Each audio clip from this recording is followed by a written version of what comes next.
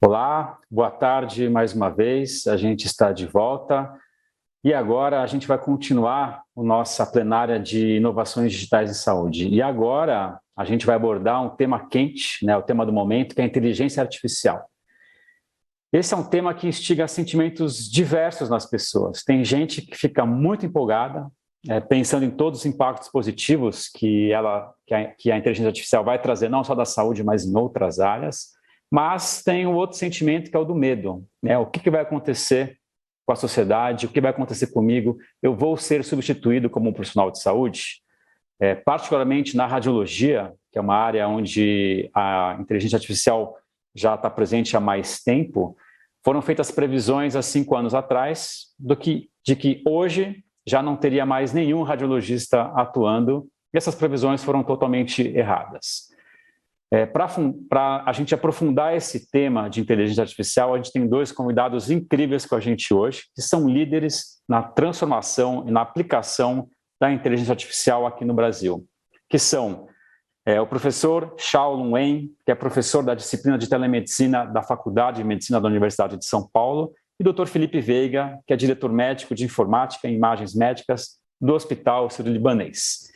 Então, eu vou chamar primeiro o Dr. Felipe Veiga, que vai abordar inicialmente o tema do uso da inteligência artificial na radiologia. Felipe, muito obrigado e bem-vindo. Obrigado. É um prazer estar aqui nesse segundo Summit Internacional das Américas. Gostaria de agradecer toda a atenção aí nesse módulo aqui, e principalmente você, Conrado, pelo convite aqui para poder participar nesse evento interessante aqui. Vou só compartilhar aqui minha tela com os senhores, para vocês verem minha apresentação.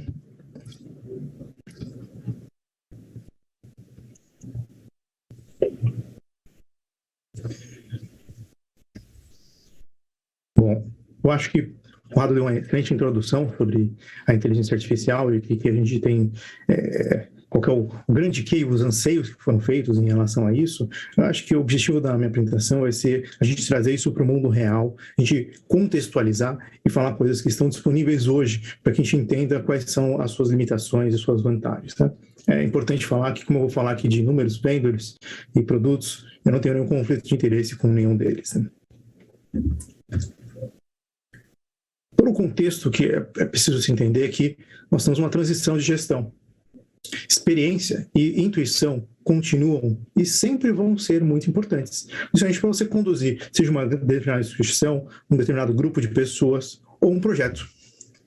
Mas a grande vantagem é que a gente percebe que o uso de dados para gerar novas informações está determinando vantagens competitivas a inúmeras empresas, e a gente vê isso muito claro nas empresas tech. E aí que entra a inteligência artificial, em que a gente consegue utilizar com métodos estatísticos e utilizar, às vezes, redes neurais, para que a gente transforme todos esses dados em informações de maneira rápida. Mas, como o Conrado bem falou, e aqui a curva Gartner explica muito bem, em que a gente tem no eixo Y as expectativas e no eixo X o tempo. Quando a gente traz a isso, quase todas as novas tecnologias elas representam esse padrão. Um padrão no qual você tem o trigger de inovação, então ao surgimento de uma nova tecnologia, e aí aquelas pessoas que estão na área, e esse é o comentário que o Conrado fez, uma pessoa líder que fundou e criou todas essas, ela acaba ficando com super expectativas sobre aquilo que é possível. Outras pessoas desconhecidas começam a achar que aquilo ali vai fazer outras coisas sem realmente entender como funciona a tecnologia, então chega no pico de expectativas, então as pessoas acham que aquilo vai resolver todos os problemas, vai resolver todos os casos. Então é um pico que ele é infundado, ele é natural dos otimistas, dos inovadores, dos empreendedores, mas infelizmente ele não é infundado, e aí chega a prática, a gente não consegue colocar isso na prática, a gente entra no vale da decepção. Passado esse vale da decepção, ou seja, as pessoas que se decepcionaram com aquilo que foi prometido e não foi alcançado, e isso foi real, e é muito triste isso, porque isso pode desestimular pessoas de seguir uma área e usar uma tecnologia, a gente começa a utilizar como usar. Então, a subida do saber. E a gente começa depois a saber como implantar isso na prática. Então a gente entra no platô de produção. Então, eu gostaria que vocês entendessem, para cada uma das áreas da cadeia da radiologia que eu vou mencionar, que AI vai estar aplicado em um determinado nível de expectativas. Mas isso se aplica a inúmeras tecnologias novas, tecnologias que já estão maturando ali, como o professor vai comentar na sequência, né? Eu gostaria só de lembrar do Previsão de Futuro, dos picos de expectativas, porque esse livro é muito interessante. Ele é o primeiro livro que fala de previsão de futuro. É Memórias do Século XX, que ele foi escrito em 1728. Eu gosto de mencioná-lo para que ilustre nossa capacidade, ou melhor, a nossa dificuldade em fazer previsões futuro. Nesse livro não havia nada sobre computadores, não havia nada sobre celulares, não havia nada sobre tecnologias de internet. Ele falava somente do que as pessoas conheciam naquela época, que é os jesuítas. Então, se vocês lerem esse livro, ele vai falar que como as técnicas jesuítas iam dominar. Então, não é uma apologia, só para mostrar que a gente tem dificuldades para prever o futuro. E essas tecnologias, em especial, quando a gente vê uma tecnologia que a gente já usa na prática, como hoje os métodos diagnósticos, a maioria deles, ele cresce de maneira linear. Nós sabemos como vai ser as novas melhorias até nos nossos congressos médicos em contato com os vendors. A dificuldade é entender essa disrupção. Então, quando a gente entende uma tecnologia que ela vai ser exponencial, ela destrava inúmeras outras tecnologias, que foi o surgimento da rede neural. Então, a gente entender como são essas tecnologias e essa diferença, isso nos dá vantagem competitiva. Isso dá vantagem a você que está ouvindo, para você entender qual a relação disso, como é que isso me afeta. E isso vai te afetar, já te afeta. Seja na busca que você faz no Google, seja no e-mail que você utiliza para filtrar o seu spam, independente de qual é a ferramenta que você usa, todos eles utilizam. Desde o e-mail que você usa para o seu trabalho, até o momento que você chega em casa e que uma determinada plataforma de streaming quer que você passe mais tempo vendo ela. Então ele seleciona e tira fotos de maneira diferente e mostra para pessoas diferentes, a depender dos gostos, para maximizar o tempo que a pessoa fica vendo, para reduzir o churn dela, ou seja, a depreciação de pessoas que vão sair da plataforma.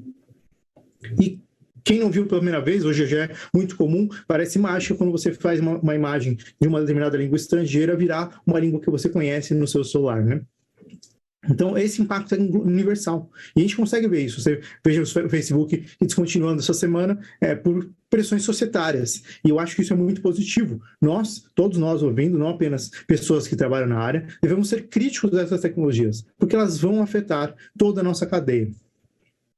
Só para a gente contextualizar, eu vou falar da nossa cadeia de radiologia, eu vou mencionar rapidamente toda essa cadeia para a gente entender que vai afetar toda ela.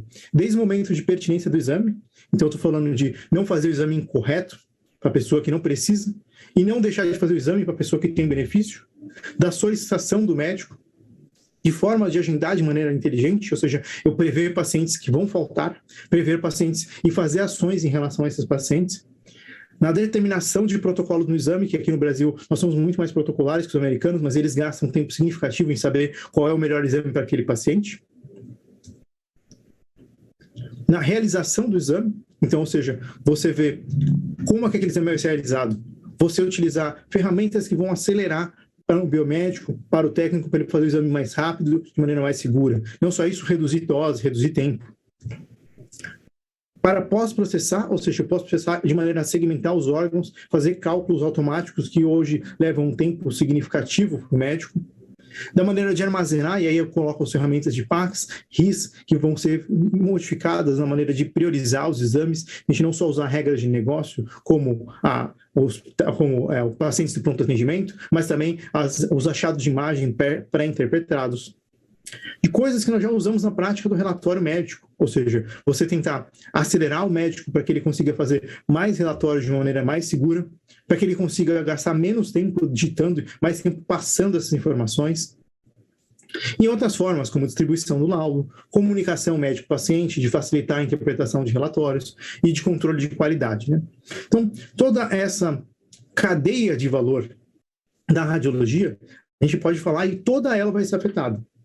Não há parte dessa cadeia que não vai ser afetada, porque essas ferramentas, elas trazem benefícios para nós. Cabe a nós controlarmos e sabermos utilizá-las com propriedade. Então aqui eu vou selecionar algumas para que a gente possa falar e trazer elas para a realidade, para que a gente entenda como que elas funcionam e quais os benefícios, seja para que a gente possa consumir de terceiros, seja para que a gente possa desenvolver internamente. Então todas elas vão fazer esse benefício. Então o primeiro que eu vou falar, que eu acho que chama mais atenção, são as ferramentas que levam à economia de tempo. E o tempo aqui eu falo na realização dos exames. Então, o Subtle MR é uma empresa que basicamente ela trabalha na melhoria da qualidade da imagem. Ela faz um aumento da relação sinal-ruído. Ela reduz artefatos.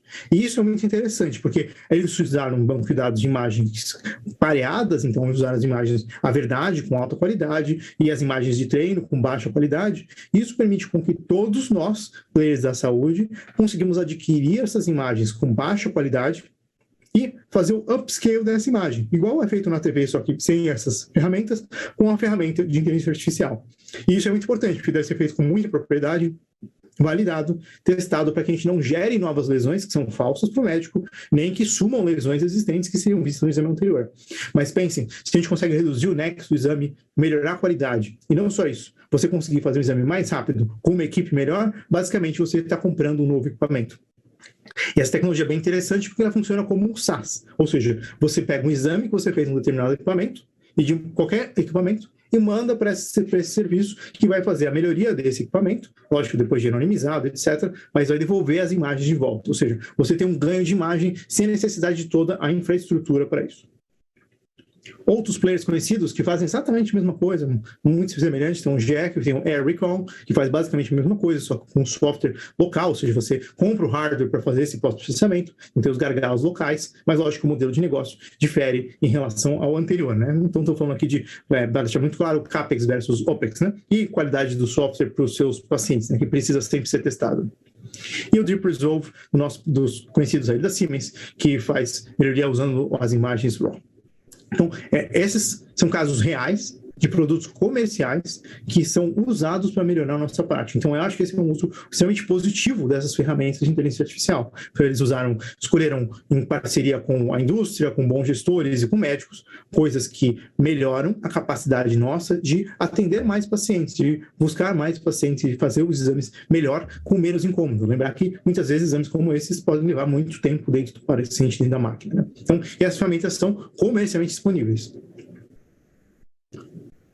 Uma outra área que é um gargalo, a gente sabe disso, é a economia do tempo de médico, né? A gente sabe que, apesar de a gente trabalhar numa área restrita ali, com excelentes colegas, economizar o tempo do médico ali faz uma grande diferença. Eu vou citar aqui uma ferramenta chamada Red AI, que infelizmente ela não é disponível para o Brasil, e que ela basicamente faz a interpretação dos achados. Então, o médico vai descrevendo esses achados e ela automaticamente gera a impressão do diagnóstico, né? Então, alguns laudos nossos brasileiros têm impressão diagnóstica, outros não. Tem uma discordância muito importante em relação a isso, mas nos Estados Unidos é obrigatório que se tenha essa impressão diagnóstica. É muito incomum que você tenha exames sem essa impressão diagnóstica, né? E essa ferramenta gera de maneira automatizada, né? E ela consegue automatizar não só isso, com o padrão da sua clínica. Então, é extremamente interessante que parece que você está escrevendo aquilo, só que é um software que está automaticamente gerando por aquilo que o médico já descreveu na parte de análise, né?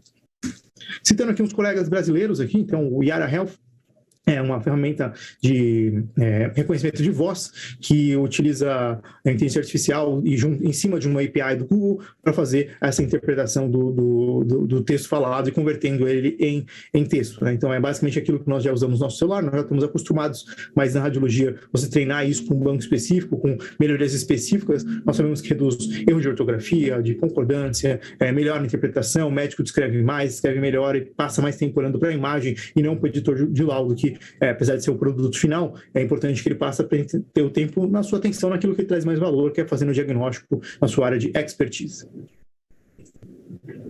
Outro uso que é muito relevante é o diagnóstico tempo sensíveis, né? Então, um exemplo bem interessante é o do Rapid AI.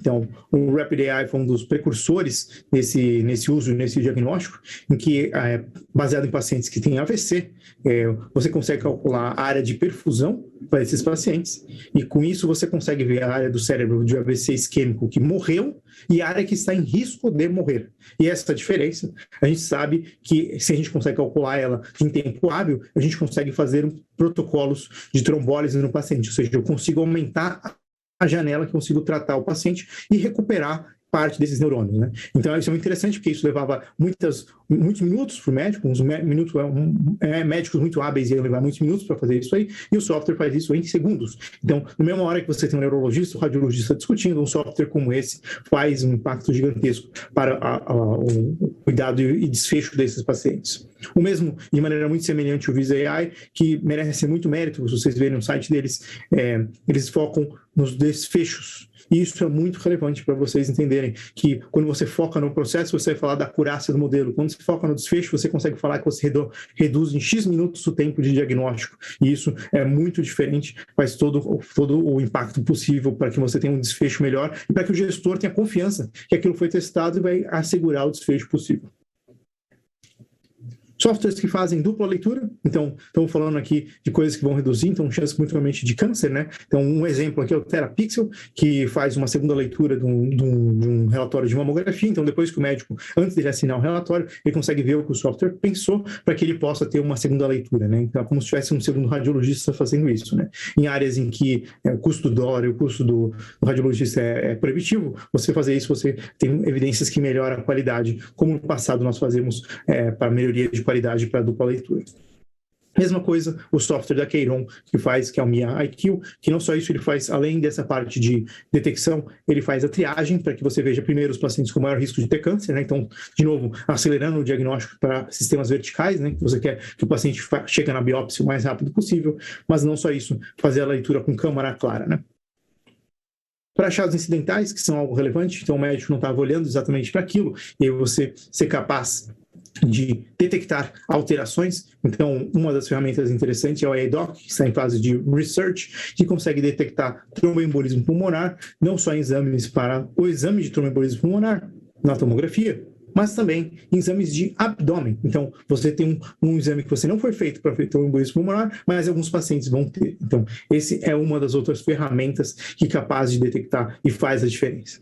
E eu cito também para a parte de priorização da worklist. Então, estou falando da lista de trabalho da radiologia, né? Que, como eu falei, antes ela era basicamente focada nas regras de negócio. Então, vou laudar primeiro no pronto atendimento, depois o internado, depois os pacientes externos, e eu poder modificar essa ordem, né? Então, eu ver alguém olhar a imagem antes do que eu. Então, no caso, o software analisa essa imagem e acaba revendo esses casos. Para a parte de qualidade, então, estou falando de você rever aquilo que já foi feito. Uma das que eu cito é o Analytic Courier, que eles fazem uma análise póstuma do relatório. Eles tomaram essa atitude porque eles queriam evitar a parte de FDA e validação e queriam fazer uma coisa que fosse genérica, ou seja, detectar tudo de tudo. Então, detectar... E esse é o medo que o Conrado muito bem colocou no começo, que era a promessa de se fazer isso de maneira fácil, mas para quem trabalha na área, para quem sabe, a inteligência artificial é muito narrow, ou seja, ela serve somente para aquela função. Detectar só sangramento intracraniano, ela serve só para detectar sangramento intracraniano. Se eu quiser detectar outra coisa no cérebro, eu preciso criar um outro modelo para isso, e assim por diante. Então, existe uma complexidade inerente de quem trabalha na área. Então, apesar de ser muito interessante, ela falha por isso, né? Então, por isso que é a única da apresentação que é em research plena, né? Não vai ter FDA. O Red AI Continuity, então, novamente, essa empresa Red AI faz coisas bem interessantes. Ele automaticamente detecta aquilo que o médico escreveu no relatório e ver se aconteceu o que ele pediu. Então, recomendo controlar essa alteração em X meses. Recomendo controlar isso aqui. Então, ele automaticamente ele detecta essa alteração que quer ser acompanhada para fazer a solicitação. Assistência e aquisição de estudos, então estou falando aqui de alguém automaticamente, por point of care, fazer automaticamente a leitura. Então o Butterfly IQ é um excelente exemplo disso, que ele tem modelos de AI dentro do próprio celular para melhorar a qualidade, aumentar contraste, etc. Para descobertas científicas, então vale a pena lembrar do IBM Watson, que é um dos cases que infelizmente entra nesse caso de fizeram promessas irreais no passado e agora voltaram atrás e fizeram algumas coisas muitíssimo interessantes. Então eles focaram em desenvolvimento de pesquisa clínica e de controle de medicamentos, né? Então tudo isso faz um grande diferencial e utiliza a inteligência artificial por trás, né? Mas o que eu convido os senhores a pensar é que todos esses softwares, todos, sem exceção, eles devem ser pensados como dispositivos médicos. Aqui o termo médico, mas entendam como dispositivos assistenciais. Todos eles, de uma maneira ou outra, vai tentar influenciar os senhores, vai tentar mudar o jeito que vocês trabalham. Então, cabe a nós ser críticos em relação a esses softwares, entender como eles serem pensados, como se fosse um medicamento, é um dispositivo, é um medicamento. Então, isso deve ser fundamental para nós, para que nós validamos e testamos, tanto na nossa população. Como a gente viu, infelizmente, na pandemia, a gente precisa testar de maneira extensiva e respeitar os protocolos científicos para que a gente tenha resultados que são reprodutíveis e que vão melhorar o desfecho. Eu cito um artigo aqui para que a gente levante a discussão, em que a gente consegue olhar Softwares as Medical Devices na comunidade europeia. Então, vocês veem aqui, eu vou citar inúmeros softwares, aqui não tenho novamente afiliação com nenhum deles, em amarelo, e a linha do tempo aqui é uma linha bem tênue aqui na imagem, você consegue ver que a esquerda é mais antigo e para a direita é mais novo. Então, vocês veem que amarelo, a empresa foi fundada, em vermelho, um produto foi lançado no mercado para que os gestores pudessem comprar, e em verde, uma publicação científica validada por pares foi realizada. Então, olha a lista desses e prestem bastante atenção. Em números desses, você tem um produto lançado muito antes de você ter validação. Esses produtos, eles vão e estão influenciando nós, e muitas vezes de maneira que a gente não consegue testar. Eu não tenho dúvida que todos eles têm a melhor das boas intenções, mas vocês conseguem ver números que são extremamente, que devem incomodar os senhores. Então, esse artigo, ele é chave para que a gente leve as críticas a esses fabricantes e cobre, como todos os gestores e bons cientistas devem cobrar, né? Então, dos 100 produtos que eles analisaram, 64 deles disponíveis, validados pelo CE, não tinham peer review. Isso é muito importante, porque nós somos softwares como dispositivos, que mudam nossa prática. E apenas 18 desses softwares tinham validado a parte de desfechos, feito impactos positivos, quanto que houve de redução. Então, isso é muito interessante. Eu deixo o site aqui que contempla todas essas alterações. Então, cabe a todos nós entender que inteligência artificial é uma ferramenta, vocês têm que entender para poder usá-la na prática, tal como a gente usou o Pax, tal como a gente usa editores de texto, é mais uma ferramenta, sem dúvida que existem seus custos, existem seus problemas, mas que a gente tem que entender para que a gente possa, no mínimo, criticar aquilo que nós vamos comprar. E interessante convidar todos vocês, porque não é um bicho de sete cabeças, isso requer multidisciplinaridade e com certeza é uma das tecnologias disruptivas que vai levar impactos nos nossos pacientes no futuro. Queria novamente agradecer ao contato aqui, deixo aqui minhas informações de contato para quem queira discutir um pouco mais sobre o tema que muito me interessa. Novamente, muito obrigado. Obrigado, Felipe. Linda apresentação, terminou no tempo exato. E para a gente ter uma discussão boa, já vou chamar o nosso próximo palestrante, né, o professor Shao. Foi meu professor, né, professor Shao. Ele vai falar agora do uso da inteligência artificial, não na radiologia, em outras áreas. Tudo bom, professor? O senhor está bem? Obrigado por estar aqui com a gente. Tudo bem, Conrado. Conrado, obrigado pela apresentação. E é uma grande satisfação para mim estar juntamente com vocês. Deixem-me me posicionar num enquadramento melhor. Bom, eu fiquei com agora a incumbência de falar sobre outras aplicações da inteligência artificial. Então, vou fazer uma abordagem mais ou menos rápida para que nós possamos discutir, inclusive depois de uma apresentação muito bela do Dr. Felipe, eu acho que nós teremos muitos pontos a refletirmos. Então, eu estou compartilhando a minha apresentação, espero que vocês estejam vendo. Isso. Então, eu sou médico, sou professor da Faculdade de Medicina da USP, trabalho com telemedicina, e hoje eu fui convidado para falar sobre outros usos da inteligência artificial em saúde. Mas antes de começar, eu queria promover uma reflexão. A reflexão é um ponto importante. Em que fase nós estamos?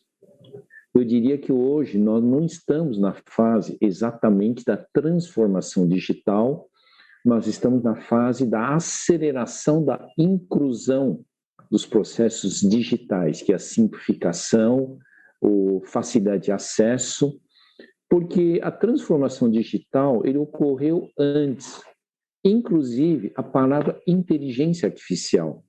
A inteligência artificial foi criada um pouco antes da minha geração, em 1956, pelo John McCarthy, durante um evento, quando ele citou a possibilidade das máquinas reproduzirem comportamentos humanos. Então, só para dizer que, para mim, isso foi uma transformação digital e que a inteligência artificial é uma expressão anterior à internet. A internet surgiu em mais ou menos 1968, a web, que vocês conhecem, mais ou menos em 1989, e depois as redes sociais e os outros recursos no ano 2000. Então, isso é importante nós refletirmos. A inteligência artificial, fundamentalmente, é uma categoria de software. Eu diria que hoje, pouca gente teria muito medo de uma planilha eletrônica ultrapotente. Mas nós podemos dizer que a planilha eletrônica é uma categoria de software, assim como a inteligência artificial é uma categoria de software.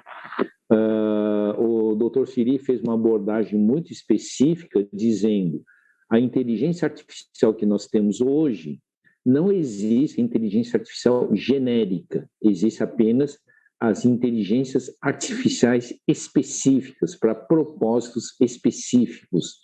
Então, ninguém vai pegar uma inteligência artificial do Netflix, ou Google Maps, ou Waze e aplicar na saúde diretamente. Então, aqui é só para mostrar que a inteligência artificial é uma ferramenta de apoio e talvez uma inteligência colaborativa. Mas por que eu estou fazendo esse comentário? Primeiro, para que nós possamos fazer um bom uso, nós temos que perder o medo. O segundo é que nós temos que reconhecer em que momento histórico que nós estamos. No dia 4, ontem, foi o leilão do 5G, com uma perspectiva do início da implantação em julho de 2022, em 2025 a implantação em todas as capitais e até 2029 a implantação em todas as cidades acima de 30 mil habitantes. Mas o que isso também significa? Que o 5G, juntamente com o aumento da capacidade de processamento computacional, ele vai nos levar a 4 características. A hiperconectividade, não estou me referindo apenas à velocidade, mas estou me referindo também à quantidade de dispositivos que podem ser conectados simultaneamente. Tanto que nessa perspectiva do 5G, o próprio Facebook mudou de nome, agora se chama Meta, e ele criou o conceito do metaverso. É uma integração cada vez mais do mundo digital com o mundo real. Pelo 5G da hiperconectividade, nós entraremos na hiperrealidade, que é o que eu falei agora do metaverso, mas não só a realidade virtual, mas a realidade aumentada, a realidade imersiva, entre outros. Isso muda o nosso conceito. Nós vamos, por causa desses 2 itens anteriores, entraremos nas hiperpresença. A hiperpresença robótica, inclusive utilizando os dispositivos da hiperrealidade, nos permitirá maior autonomia, como se fosse um tipo de teletransporte. E a hiperconectividade, com todo esse processo, usando meios digitais, nos ampliará para a hiperinteligência. Nós estaremos trabalhando muito em nuvem, e cada vez mais nós teremos os data lakes, e nós utilizaremos isso como um processo de conduta. Tá? Então, esse é a década dos 4 hiper, e para isso nós precisamos formar adequadamente os futuros profissionais para saberem utilizar corretamente.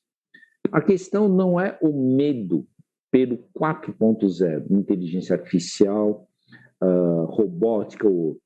A questão é, nós temos o 5.0, é sabermos lidar com as tecnologias do 4.0 de uma forma eficiente. E aí que eu digo, então, ter medo da inteligência artificial muitas vezes é decorrente até dos filmes de ficção científica, né? Vocês veem que aqui tem um filme que é o Ex Machina, que eu acho que tem no Netflix ainda, onde eu tenho uma robô com essa aparência, e ela tinha que provar para um dos discípulos do seu criador de que ela não era uma máquina, mas era um ser humano. Isso sim é uma prova de que a máquina pode enganar um ser humano. Então, é uma máquina imitando o ser humano. Mas eu prefiro entender que a inteligência artificial com a medicina cria o conceito da hiperinteligência. E a hiperinteligência aplicada, inclusive, na telemedicina, com essa questão dos data lakes, vai criar a telemedicina preditiva e de precisão, e certamente no Brasil vai seguir o caminho da Europa, onde nós temos que definir as diretrizes éticas em relação ao uso da inteligência artificial. Então é isso que eu só queria dizer. O medo da inteligência artificial não tem nexo, porque nós precisamos ser melhores que a inteligência artificial. E aí, a Japão, em 2016, criou o conceito da sociedade 5.0. A questão da quarta revolução industrial foi criada em 2011, no Fórum Econômico Mundial. Porque em 2016, o Japão disse, tá bom, considerando então que a inteligência artificial é o nosso dia a dia, robô é o nosso dia a dia, processamento em nuvem é o nosso dia a dia, o que nós seremos como seres humanos? E aí criou-se o conceito da sociedade 5.0, que é a sociedade que nós estamos vivendo. E a sociedade 5.0 tem a saúde 5.0, porque ela tem uma população 5.0. E qual é a população 5.0 da sociedade 5.0, que é essa terceira década do século XXI? Envelhecimento. Até 2025, quando todas as capitais do Brasil terão 5G, o mundo terá 1,2 bilhões de idosos. Até 2030, quando nós tivermos finalizado a implantação do 5G nas cidades com 30 mil habitantes, o Brasil será provavelmente o sexto país mais velho do mundo e nós teremos mais idosos do que crianças de 0 a 14 anos. E aí sim, a inteligência artificial e a robótica, assim como a telemedicina e a saúde, terão que ser direcionados para novos eixos. Os eixos de estilo de vida e qualidade de vida, os eixos de promoção de saúde e supervisão da saúde, os eixos de logística e otimização de tratamento e os eixos de redução de dependência. Tá? Então, aqui eu estou dizendo qual é a meta que nós podemos aplicar em inteligência artificial na área da saúde. E aqui eu quero citar uma frase do Thomas Edison, em 1903. O médico do futuro não dará remédio, mas instruirá seu paciente no cuidado do corpo humano, na dieta e na causa e prevenção de doença. Eles podem até descobrir o germe da velhice. Então, possivelmente, uma das grandes aplicações da inteligência artificial será a medicina preditiva e a medicina que faz uma supervisão de saúde. E na área médica, temos um dos grandes pontos da inteligência artificial que cresceu muito, é o seu algoritmo de reconhecimento facial, tanto que teve um grande poder de avanço nas áreas, exemplo da radiologia, que o Dr. Felipe fez uma explicação incrível, mas todas as outras que têm a ver com a imagem também estão avançando. Exemplo, na dermatologia, com dermatoscópios, né? Um sistema de rastreamento de pintas para ver possíveis malignização, sistema de imagem para endoscopia, também são processos que avançam. Google, em maio desse ano, disse que ia lançar um aplicativo que permite identificar os principais problemas de pele. Então, isso quer dizer que ele vai virar um triador. Bom, eu conversei com alguns dermatologistas na época e nós estamos dizendo, eu estava explicando, eu acho que é mão na roda, os dermatologistas deviam ficar felizes, porque agora nós temos um triador, porque o diagnóstico em dermato não é apenas pela imagem dermatológica. Senão eu não teria necessidade de biópsias, eu não teria necessidade de exames complementares. Então, o uso de algoritmos de diagnóstico ou de um screening de imagem e pode ser algo muito bom num processo que envolve a saúde. Assim como a inteligência artificial para câncer de pele, porque quem vai ter que fazer o diagnóstico e prescrever o processo terapêutico e acompanhamento do paciente será um dermatologista. Aqui um outro exemplo da inteligência artificial aplicada em neuro e para um reconhecimento de demência a partir de imagem, ou algo preditivo, ou algoritmos de inteligência artificial para análise sobre riscos de AVC e infarto a partir dos olhos, fundo de olho e outros. Então, aqui eu estou mostrando aplicações. Esse é um trabalho que foi interessante, de uma pesquisadora de inteligência artificial da Unicamp, e ela fez o seguinte, ela foi treinar o algoritmo de inteligência artificial não colocando a lesão do câncer. Ela tampou com preto a lesão do câncer e fez a inteligência artificial reconhecer as bordas. Ela fez uma inteligência artificial de análise preditiva de lesões que podem se tornar câncer. Então, aqui vocês veem que foi feito algo ao contrário e ela teve, inclusive, uma precisão de 86% em termos do uso para predizer o potencial de uma lesão se tornar numa lesão cancerígena.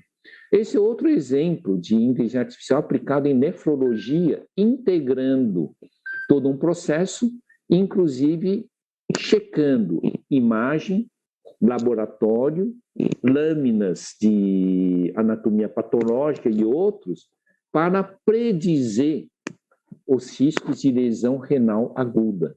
Então, aqui, nós temos uma inteligência artificial que já está integrando diferentes parâmetros para predizer. E aí me vem uma recomendação para vocês. Eu suponho que ninguém tenha medo do Waze. Vocês, na verdade, são todos hipermotoristas e vocês decidem se vão seguir ou não seguir o Waze. Então, a inteligência artificial na área da saúde hoje é mais um Waze de saúde, tá? Então, isso é muito importante e criteriosamente ela tem que ser de qualidade e tem que aumentar as eficiências. E o que nós vamos avançar, então, dentro da saúde 5.0, ou saúde conectada 5.0, ou medicina 5.0? É basicamente a gestão do estilo de vida. Nós vamos ter que trabalhar muito nas moradias, e o 5G, ele abre uma expansão para um outro conceito que eu vou apelidar de saúde distribuída da terceira década do século XXI. A professora Irina Mara fez uma exposição muito importante sobre a extensão do atendimento em domicílio, e o Marcos Berg também fez uma abordagem importante sobre aparelhos de telemonitoramento. Isso vai nos gerar um aumento de qualidade no atendimento em domicílio, e aí sim, as moradias inteligentes conectadas com a telepresença que eu comentei no início, que é a hiperpresença, nos possibilitará que os hospitais se tornem um hub de gestão de qualidade de recuperação em domicílio. Então, isso é importante, é por isso que eu mostrei a fala do Thomas Edison. Então, nós vamos evoluir com o uso da inteligência artificial para cada vez mais os cuidados biopsicossocial e para o avanço de um processo preditivo. E nós vamos integrar isso, inclusive, com o sistema de robôs de telepresença para um acompanhamento contínuo. Aqui um exemplo, a arquitetura hoje está avançando muito nessa área. Aqui eu tenho uma arquiteta que desenvolveu um modelo de casas conectadas inteligentes, com inclusive robôs de telepresença para uma população 60+. E isso é importante porque evitar que uma pessoa venha a ter demência é muito mais importante do que cuidar de uma pessoa com demência. Então, estimular atividade física, boa nutrição, evitar que a pessoa tenha surdez, porque para cada 10 decibéis de redução de acuidade auditiva, aumenta em 27% a chance de demência. O problema da deficiência visual gerar demência. E aí nós chegamos a um ponto que uma casa inteligente, com uma supervisão contínua, ela passa a ser algo relevante. E aqui eu estou mostrando exemplo, os conjuntos do Alexa, um Alexa de 15 polegadas, e esse, inclusive, a Amazon está lançando agora um robô de telepresença chamado Astro. Então, isto sim é uma aplicação também da inteligência artificial em supervisão de saúde domiciliar. Isso aqui é só para mostrar, inclusive, uma matéria publicada em setembro do ano passado que mostra que os home cares cresceram em 22,8%. Eu diria que com o 5G nós vamos ser cada vez mais estruturado para o tele-home care e, o mais importante, uma qualidade cada vez maior.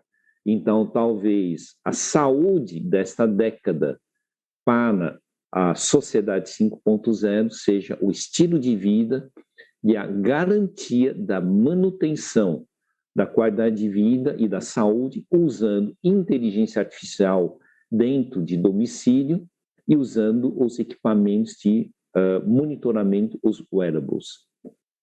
Aqui são outros exemplos de uso de inteligência artificial. O Felipe mostrou muito importante sobre o Butterfly, que é basicamente um ultrassom com uma rotina de inteligência artificial que permite te orientar angulação, pressão colocado.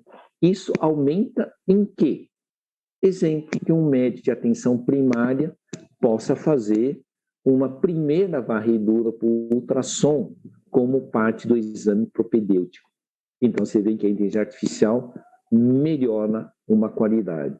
Aqui um outro exemplo de algoritmo de inteligência artificial num smartphone, e ele usa o microfone e o alto-falante como um sonar. Ele emite um som e ele depois detecta pelo microfone.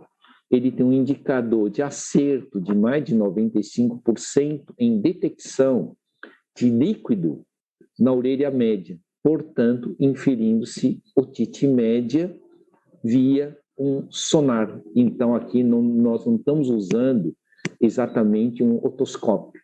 Isso ele passa a promover um recurso de autocuidado domiciliar.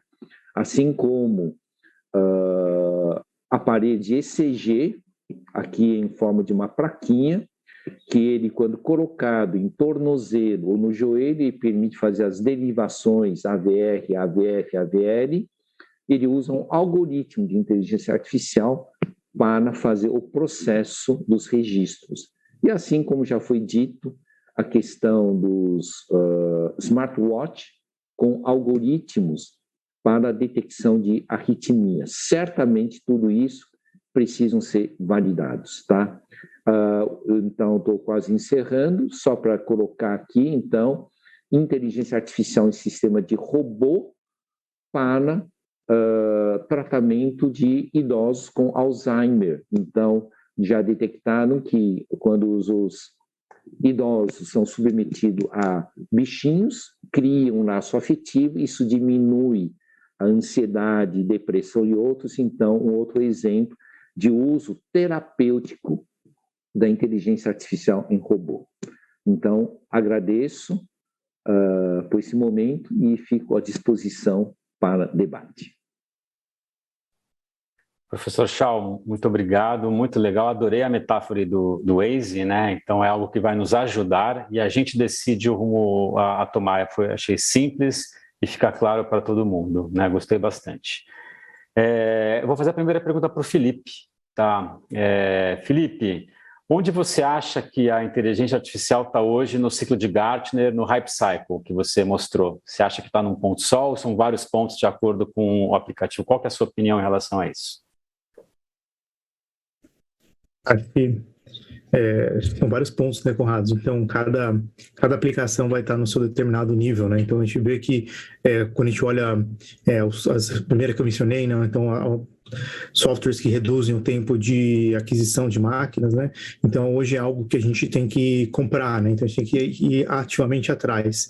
Quando a gente pensa nos vendedores de equipamento, né? Então a gente pensa que no passado a gente tinha construções que eram iterativas e reconstruções multiplanares que antes elas eram algo comum. Então a gente acha que depois de um tempo elas passam a ser padrão dentro dos equipamentos. Depois a gente não vê mais equipamentos sem esse tipo de tecnologia, né?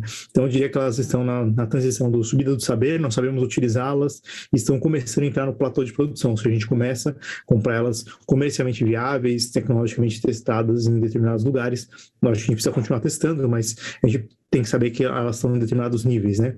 Algumas delas vão estar em níveis que estão pré-teste, né? Então segmentação de imagens, e muito, como o professor muito bem descreveu, como a tecnologia de inteligência artificial, ela é específica, ela funciona para uma área só, ela foi treinada para uma coisa só. Então a gente vê tecnologias treinadas para ver sangramento intracraniano, mas que falham miseravelmente para você ver qualquer tipo de trauma na calota. Então uma coisa com um galo, que qualquer pessoa consegue ver, a tecnologia de inteligência artificial vai falhar porque ela foi treinada só para ver sangramento intracraniano, né? Então acho que eu diria que como tecnologia como um todo, fazendo uma média que basicamente, infelizmente somente minha opinião, estamos na subida do saber. Estamos começando a utilizá-las, aprendendo a usá-las e divulgando elas para que as pessoas comecem a usar e tenham os benefícios com seus pacientes.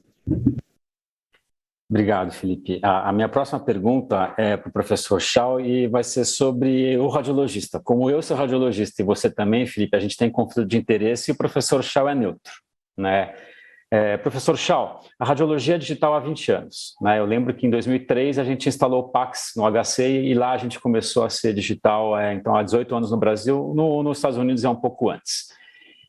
E a inteligência artificial está imersa na radiologia há pelo menos 5 a 7 anos, né?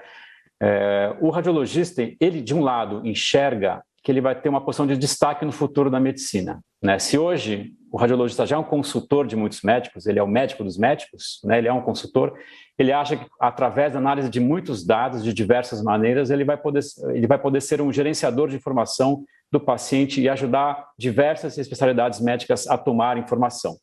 Essa é a visão do radiologista, mas tem o outro lado, né? O radiologista vai ser o primeiro a ser substituído. Professor Shao, qual que é a sua opinião dessa área que hoje está na vanguarda, né? O que vai acontecer com a gente? Bom, eu acho que assim, os radiologistas que só souberem e quiserem manter em emitir apenas laudos, correrão risco de serem substituídos. Isso inevitável, tanto quanto alguém querer ficar somando os números na ponta do lápis, você vai usar uma calculadora. Mas os radiologistas vão se tornar hiperradiologistas. Eles poderão usar a inteligência artificial para fazer o rastreamento paralelo de outras lesões ou imagens que não estavam no foco inicial.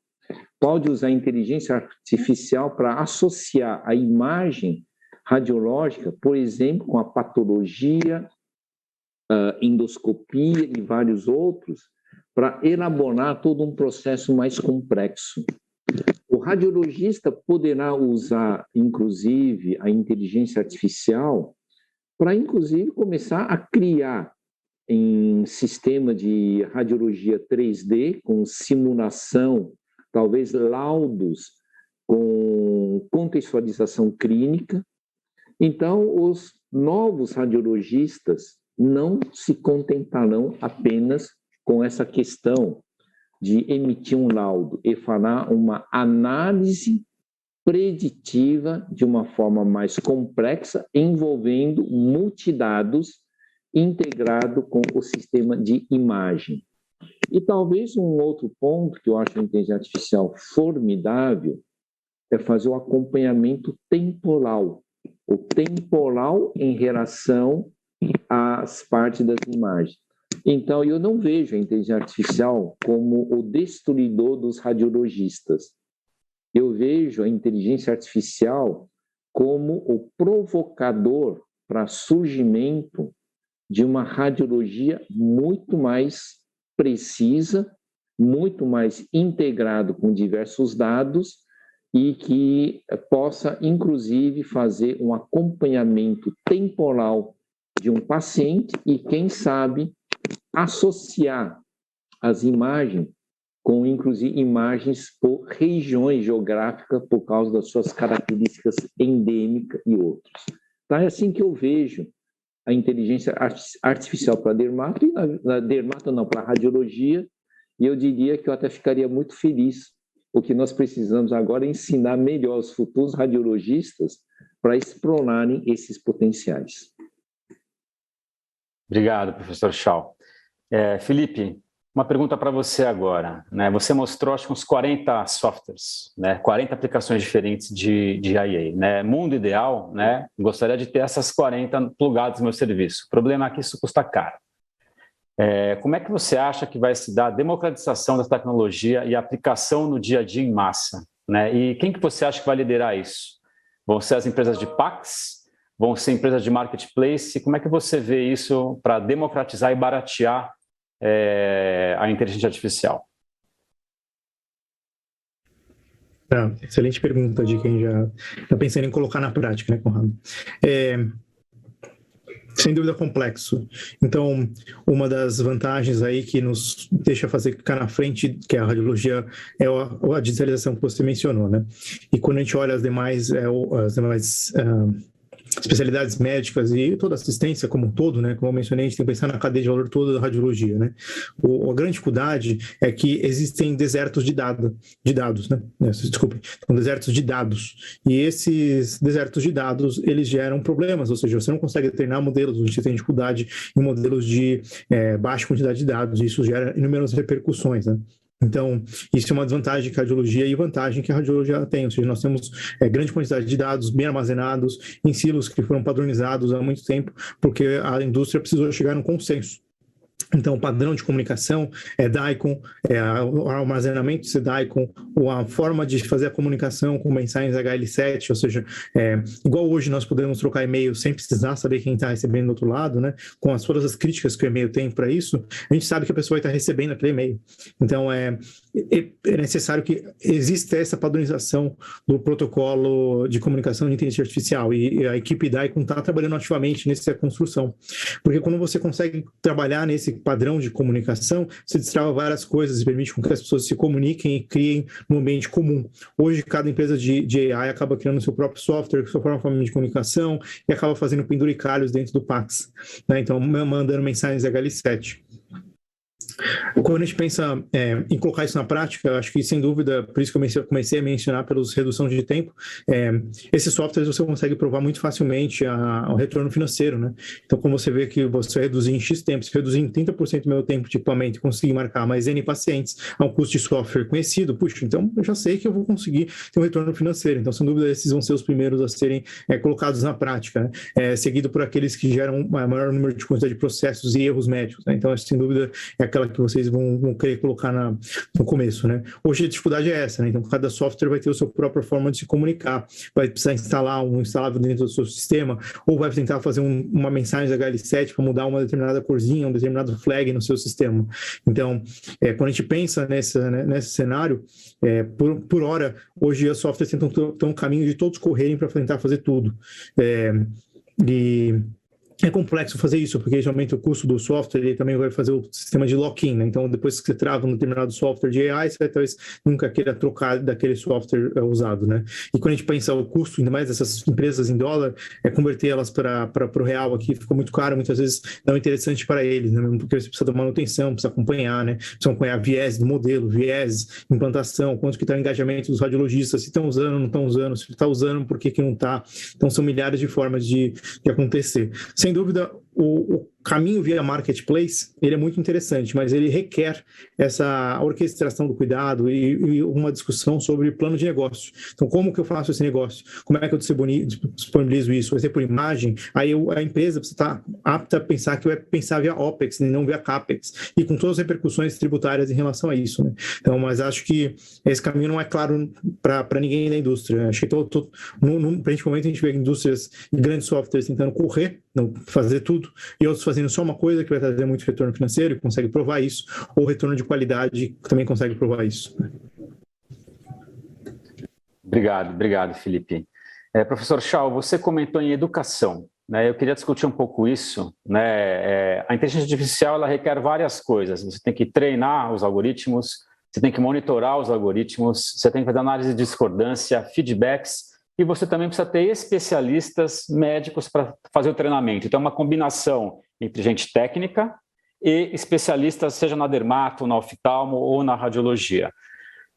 Como é que você acha que o Brasil está hoje em relação a isso? A gente tem esses especialistas e esses técnicos para a gente conseguir avançar isso dentro do Brasil? Bom, primeiro eu acho que nós estamos numa zona de conforto, né? Nós não estamos investindo num processo de qualificação profissional. A inteligência artificial, ela vai ter que ter outras especializações na área médica, o chamado treinadores de inteligência artificial, como você falou, os auditores de inteligência artificial, o processo que acompanha a inteligência artificial. Eu diria que a inteligência artificial tem que ser visto como um medicamento. Quem fornece a inteligência artificial tem que ser responsável pela qualidade do software ou da tecnologia. E ele tem que ter auditores permanentes, assim como uma indústria farmacêutica implementa a farmacovigilância. Isso significa que não basta algoritmo. O algoritmo se torna funcional na medida que obtenha treinadores que coloquem amostragens relevantes. E a amostragem relevante precisam ser testadas e validadas para que elas possam ser utilizadas com o seu escopo de precisão. E dentro desse escopo de precisão, ele precisará de uma auditoria constante para fazer ajustes, tá? Então, isso em qualquer nível. Só queria dizer que a inteligência artificial não é um ser supremo. A inteligência artificial está mais para ser uma inteligência colaborativa, institucional, do que um ser supremo. Ele apenas tem uma aceleração de um processamento por meio digital, tá? Então, esse é um bom fundamento. A inteligência artificial ainda vai crescer muito até 2030 e, principalmente, se a questão dos computadores quânticos, hoje chamam de supremacia quântica ou primazia quântica, se tornarem uma realidade. Aí sim, nós teremos uma inteligência artificial cada vez melhor. Tá? Então, aqui, Conrado, só para colocar, nós precisamos formar pessoas especializadas, sabem gerenciar um pool que é baseado no algoritmo, experiência clínica, que facilite uma realização de um serviço. E assim como um medicamento, ele tem que ter suas indicações, contraindicações, efeitos adversos, e tem que ser monitorado de forma constante.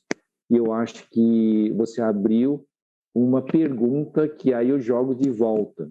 Não está na hora, inclusive, das sociedades de especialidades estimularem essa qualificação de pessoas especializadas, aí, nesse caso, vão chamar das técnicas de cognição digital. Tá? Então, eu acho que esse vai ser uma tendência. E, por último, a ética digital na inteligência artificial. Obrigado, professor. Vocês querem fazer alguma consideração final antes da gente fechar, que o nosso tempo acabou? Felipe? Eu quero agradecer aí a participação e as perguntas ali que foram muito interessantes. Acho que todo esse tema a gente tem que se envolver, igual o professor falou, isso é treinar as pessoas para que elas se engajem, não devem ficar com medo dessa solução, mas sim se engajar para tomar a rédea e vir à frente, né? Nada mais multidisciplinar do que algo comum que vai usar a tecnologia e vai impactá-los, né? Não só isso, é extremamente interessante e prazeroso fazer parte disso, não só como compra de softwares, mas também para o próprio desenvolvimento local. Então, coragem a todos vocês a procurar, veja o curso, nem que seja o básico do básico, para criticar com propriedade. Professor Schau, comentário final? Bom, primeiramente, eu quero dizer que foi uma grande honra estar juntamente com você, Conrado, com o Felipe, nessa sessão. Eu só queria promover uma reflexão para vocês. Todos os serviços que já usam a inteligência artificial na radiologia deveriam acelerar, inclusive convidar para outros serviços de radiologia, os seus residentes terem uma familiarização, um uso, e entender isso. Então, é uma forma de difundir. Então, eu acho que difundir a aplicação correta da inteligência artificial é algo bom. Mas também difundir os erros da inteligência artificial. Isso é bom, porque nós começamos a mostrar como que o ser humano é importante para direcionar esses erros, e aí se perde o medo. Eu acho que tudo isso vai depender do nosso trabalho em conjunto. Então, eu queria dizer que foi uma grande honra estar com vocês. Eu, em nome do Américas, agradeço vocês, Felipe, professor Schau, adorei a discussão, pena que a gente acabou, dava para ficar mais 1 hora aqui, então a gente encerra aqui. Mais uma vez, muito obrigado pela presença de vocês, e agora eu passo para a nossa MC e a vinheta para a gente encerrar o dia de hoje. Muito obrigado.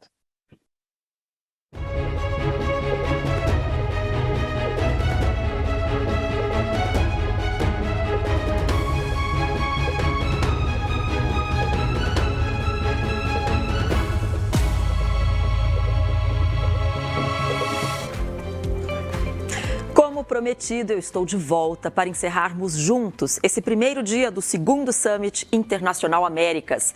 Hoje tivemos um bate-papo muito importante para refletir sobre o tema deste evento. E este tema também será um dos principais desafios da saúde nos próximos anos. Como construir um sistema de saúde verdadeiramente integrado, com um ciclo de cuidado efetivo. O nosso convidado especial mostrou exemplos de como o United Health Group vem trabalhando nessa missão. E esse panorama foi muito inspirador para todos nós. Depois desse bate-papo, vimos como os conceitos de sistema integrado de saúde e ciclo de cuidado podem funcionar na prática em diferentes especialidades médicas, sempre sob a perspectiva da qualidade assistencial, eficiência operacional e inovação. Este primeiro dia foi um sucesso, com um conteúdo muito rico, convidados renomados e um público muito especial. Agradeço a participação de todos e garanto que o segundo dia não será diferente. Também estenderemos as discussões para outras especialidades. Todas as sessões começarão às 8 horas da manhã aqui nessa mesma plataforma. Teremos ainda uma sessão especial, Humanidades na Saúde, com o economista Eduardo Gianetti. Logo depois, o nosso convidado continua em um debate com nossos médicos, Dr. Paulo César de Souza e doutora Margarete Dalcomo. Qualquer dúvida, a agenda do segundo dia está disponível aqui na plataforma do evento. Então, espero vocês de volta às 8 horas da manhã. Combinado? Um grande abraço e até lá!